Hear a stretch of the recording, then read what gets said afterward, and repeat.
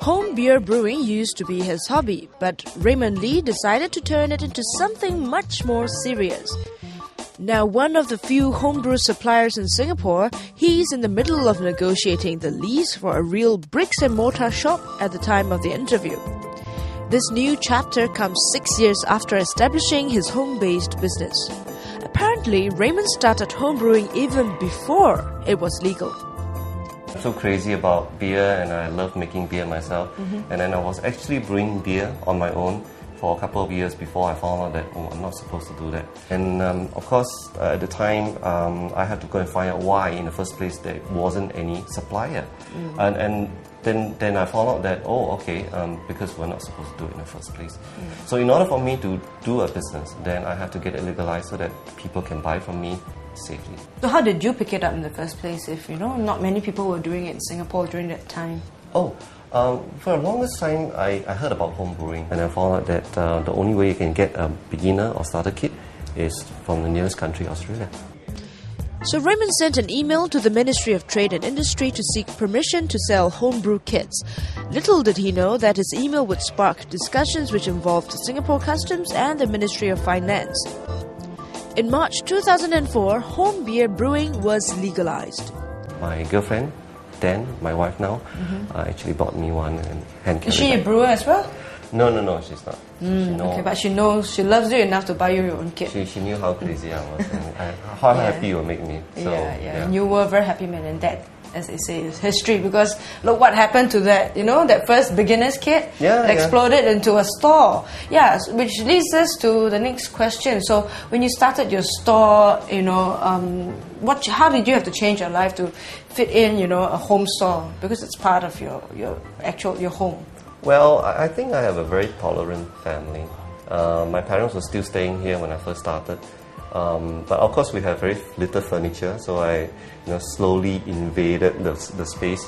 Previously a headhunter with a Beijing-based recruitment company, Raymond invested $40,000 into his homebrew business.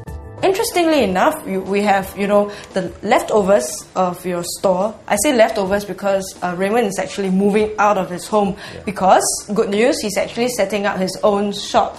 Yes. So that hasn't really materialized fully yet. So tell us a bit about, update us a bit about your new store that's coming up. Well, the business has grown to a level whereby I can't do it here anymore. Reason is because I have a lot of customers who wants to come and buy stuff. And coming to a house to buy things, it becomes very inconvenient. Now that you're going to have a shop, how much more money do you have to pump into your business? Well, I think to get a shop ready, all I need to do is just make some minor renovation. But you see, this is a man's business, a man's hobby. So men don't really mind if your shop is not beautiful or whatever. Really? But, as long as you have nice shelving, convenient, men can see what they want to buy, and they're happy. So Raymond, if I'm interested in home brewing and I'm a beginner, what kind of starter kit would you recommend me? Oh, okay. Since I'm moving, so I cannot show you the box. But I have a picture over here. All right.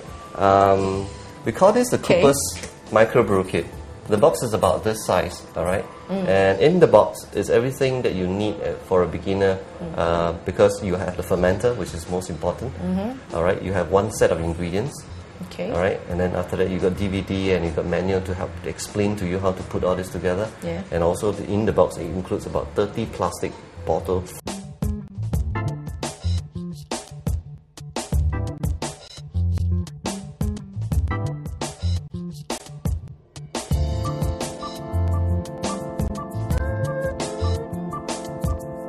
So, okay, I have gone through my first batch and I paid $175. Now I decided to brew my second batch and I come back to you, Raymond. What would you tell me to get off these beautiful shelves here? Well, can you take me around your store a bit? Okay, for the easy way of brewing beer, we always recommend a beer kit. These are all called beer kit. To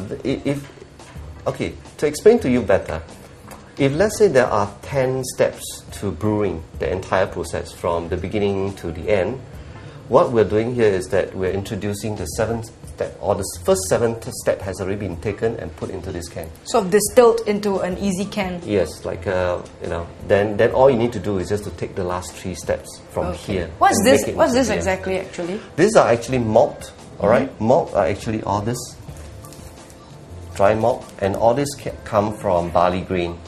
Okay. Yes, it's malted barley. Brewing beer using a beer kit would take about 2 hours for the mixing process, while extracting wort from raw malt grain instead would take much longer, at least 3 hours and above. So these are the hops, all right, different types of hops. So we have different types of hop to give different flavors. Hops got 3 important properties to beer, and first of all, it gives bitterness, and then a flavor and aroma.